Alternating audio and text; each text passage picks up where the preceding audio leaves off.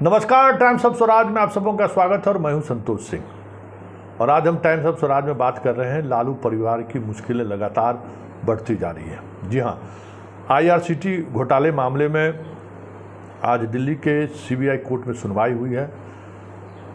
लालू परिवार के तमाम सदस्यों पर, तेजस्वी सहित सभी लोगों पर चार्जशीट दाखिल कर दिया गया है।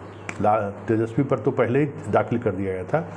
लालू पर दाखिल करने में तकनीकी समस्याएं आ रही थी कि उनको केंद्र सरकार की तरफ से अभियोजन की स्वीकृति नहीं मिली थी। हालांकि रेलवे अधिकारियों को अभी भी अभियोजन की स्वीकृति नहीं दी गई है। जिन 3 रेलवे अधिकारी की संलिप्तता की बात आ रही है, लेकिन लालू यादव पर अभियोजन स्वीकृति दे दी गई है। उन पर राबड़ी देवी पर और अन्य तेजस्वी सहित अन्य लोगों पर चार्जशीट दाखिल कर दी है। और आज उसी चार्जशीट दाखिल होने के आधार पर सीबीआई ने कोर्ट में चार्ज फ्रेम करने के लिए बहस करने का फैसला लिया और इस मामले में लंबी बहस भी हुई। फिलहाल लालू के वकील ने कहा कि इनके खिलाफ कोई मटेरियल नहीं है, ज़बरदस्ती राजनीति से प्रेरित होकर इन पर यह मुकदमा दर्ज किया गया है। 2004 से 2009 तक वो रेल मंत्री थे, अभी 2023 है। इस समय में इस मामले को दर्ज करने का कोई मतलब नहीं है।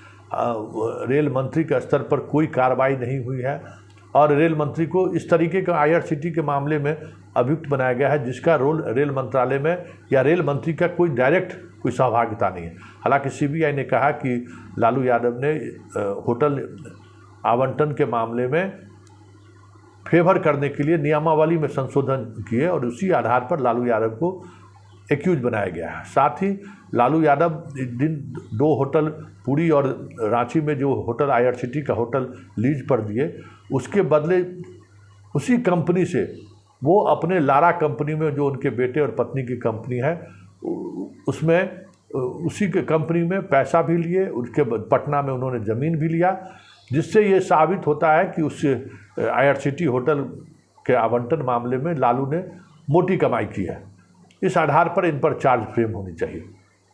हालांकि 7 अगस्त तक के लिए सुनवाई टाल दी गई है। 7 अगस्त को फिर सुनवाई होगी और ऐसे में अगर चार्ज फ्रेम होता है तो फिर लालू यादव को एक नए मामले में, और होना ही है जिस तरीके से सीबीआई ने चार्जशीट दाखिल कर दिया है, तो एक नए मामले में उनको अब ट्रायल फेस करना होगा। और कभी भी इस मामले में भी जो कानून न्यायिक प्रक्रिया है, कभी भी फिर सजा हो सकती है। लेकिन इस बीच ईडी ने इसी मामले में, आईआरसीटी मामले में ही जो उन्होंने 6 करोड़ से अधिक की जो संपत्ति अर्जित की थी, वो संपत्ति पटना, दिल्ली अलग अलग जगहों पर उन्होंने ये संपत्ति अर्जित की थी, वो सारी संपत्ति जो आज उसकी कीमत 50 करोड़ से भी अधिक हो सकती है, लेकिन जिस समय में ये ज़मीन की खरीदारी की गई या जो मूल्य उस दौर में जो वो मूल्य लगाए गए थे, वो 6 करोड़ 2 लाख के करीब वो राशि आती थी। वो सारी संपत्ति को जब्त कर लिया गया है। तो इस तरह से कह सकते हैं कि ईडी की ये तीसरी कार्रवाई है लालू यादव की संपत्ति को जब्त करने की।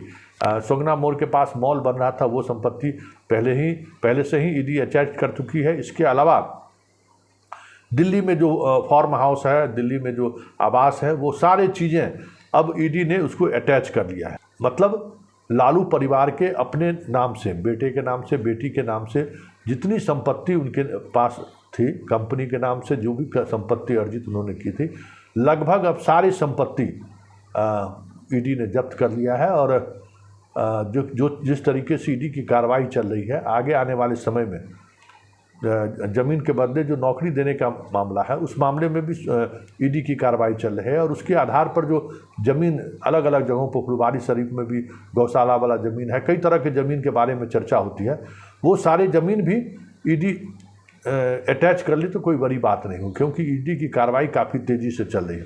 और हमने खबर भी दिखाई थी कि ईडी नए सिरे से कई तरह की कार्रवाई की कोशिश में लगी हुई है। और ये आज उन्होंने इस संपत्ति अटैच करने के साथ ही संकेत दे दिए कि लालू परिवार के आने वाले समय में मुश्किलें और बढ़ने वाली है।